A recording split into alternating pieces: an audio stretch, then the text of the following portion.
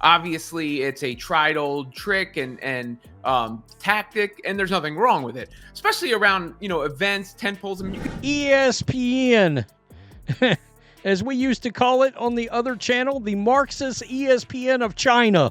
ESPN just said Caitlin Clark isn't a top 5 all-time player because she doesn't have a championship ring. But wait, Oscar Robertson and Pete Maravich made their men's all-time list without rings. The double standard is so obvious, it's actually laughable. I'm guilty of that too. I mean, they always say, well, that's a clickbait title. Well, yeah, you want people to actually click on your video. It makes sense with March Madness going around that someone would rank the greatest women's college basketball players of all time. When male players dominate individually, ESPN calls them legends. When Caitlin breaks every scoring record in history while carrying her team to back-to-back finals, they say it's not enough. Let me show you what's really happening here.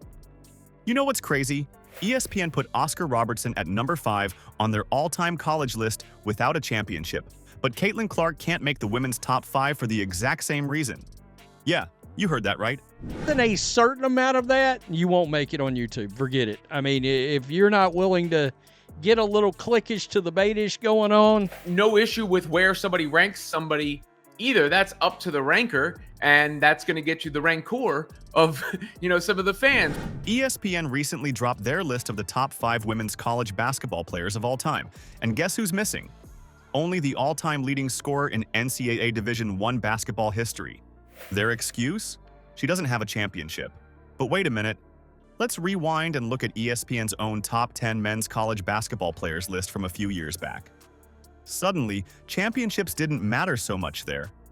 Oscar Robertson sitting pretty at number 5 with 0 championships? No problem. Pete Maravich, the scoring machine, ranked number 3 without ever cutting down the nets? Totally fine. And Ralph Sampson at number 9 despite never winning at all? Sure thing. It's like ESPN is playing by 2 completely different rulebooks. For the guys, not having a championship is just a small detail, maybe drops them down a spot or 2.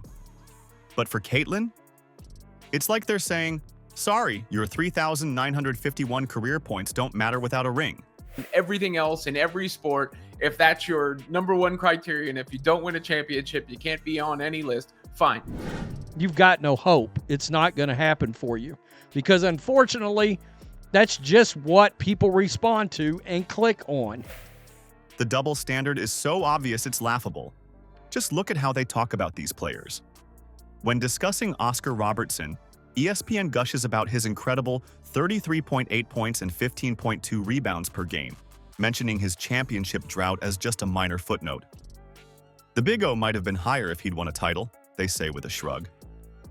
But with Clark, they'll spend 5 minutes drooling over her unprecedented stats, leading the nation in both scoring and assists simultaneously, multiple times, breaking the all-time scoring record, hitting logo threes like they're layups, only to dismiss her with, but no championship, like nothing else matters.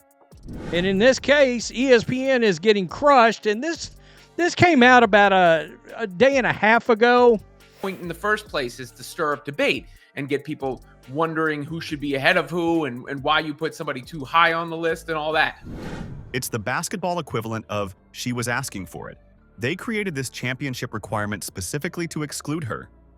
What makes this even more ridiculous is that Clark did something none of those men had to do. She carried a historically non-dominant program to back-to-back championship games. Iowa wasn't UConn or Tennessee or South Carolina. They weren't expected to compete at that level before Clark arrived. Iowa wasn't just a team with limited talent. It was practically a one-woman show with Caitlin Clark as the star, director, and producer. The title is presented like this. Is Caitlin Clark the greatest of all time in college basketball? So, clearly using Caitlin Clark's name to draw. Oh, shit. The Juju Shields are going to come out of the woodwork in the media because that's their next big hope, right? Here's something that will blow your mind. When Clark led Iowa to those championship games, she had exactly one future WNBA player alongside her, Kate Martin. Just one. That's not a typo. Now think about what she was up against. While Clark was out there with essentially a high school all-star team, championship squads like South Carolina and UConn were rolling out what basically looked like WNBA development teams. These powerhouses had 5-star recruits and future pro players at almost every position on the court. The contrast gets even crazier when you look at someone like Breanna Stewart.